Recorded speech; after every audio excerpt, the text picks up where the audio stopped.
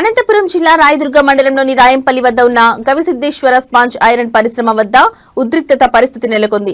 గత కొంతకాలంగా పరిశ్రమ యాజమాన్యం నిబంధనలు ఉల్లంఘించి కాలుష్యాన్ని వెదజల్లుతుండటంతో చుట్టుపక్కల పంట పొలాలు దుమ్ముధూళితో పేరుకుపోయాయి.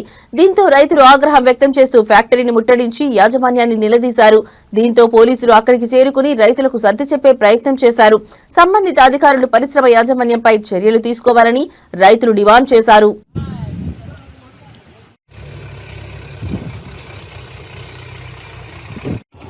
గేట్ నుంచి ఆటో వరకు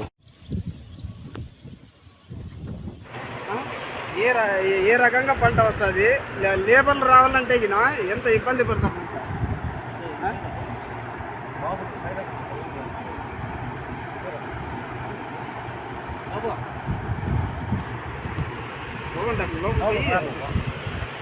అట్లే స్థాయిలు కూడా చూడండి భూమి ఎట్లుంది.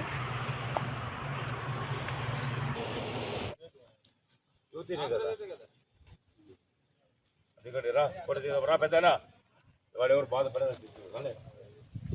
రామప్ప రా ఫోటో దిగప్ప ఫోటో దిగప్ప.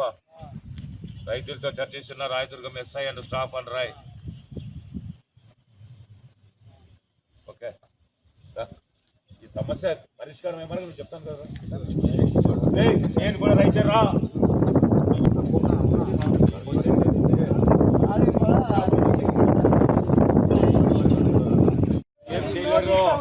వాళ్ళు ఏం చేయలేరు అని చెప్తారా. ఈ కాళ్ళ దగ్గరికి వస్తారు రా పులి బాగుండవా.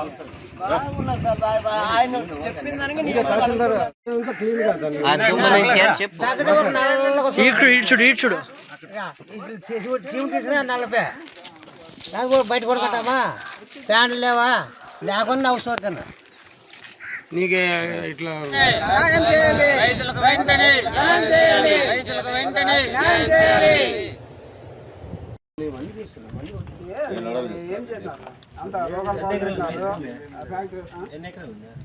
అట్లే వచ్చింది. బొమ్మనాల మండలం అట్లే వచ్చింది.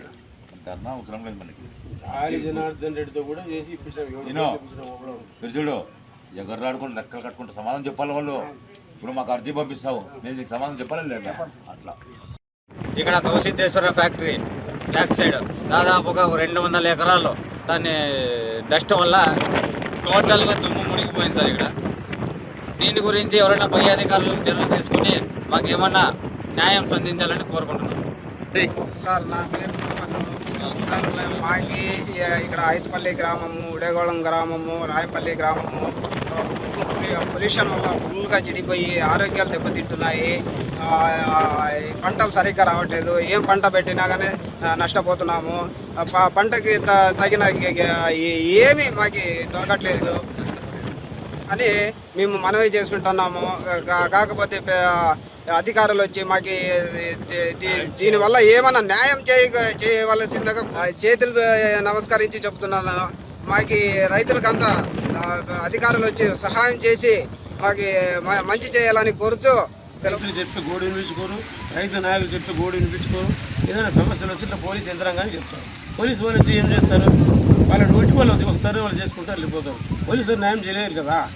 వాళ్ళు ఏదైనా సమస్య వస్తే సమస్య కోసం వస్తారు అంతవరకు. కానీ ఇట్లా పోలీసు వాళ్ళని అడ్డం పెట్టుకొని ఈ విధంగా ఫ్యాక్టరీ యాజమాన్యం చేయడం దీన్ని తీవ్రంగా ఖండిస్తూ ఉన్నాము. రాబోయే రోజుల్లో మన సమస్య పరిష్కారం అయ్యేంత వరకు కూడా మేము పెద్ద ఎత్తున ఆందోళన కార్యక్రమం చేపడతాము. సమస్య పరిష్కరించేంత వరకు కూడా పోరాడతాము. మరి ఈ సమస్యలు ఫ్యాక్టరీ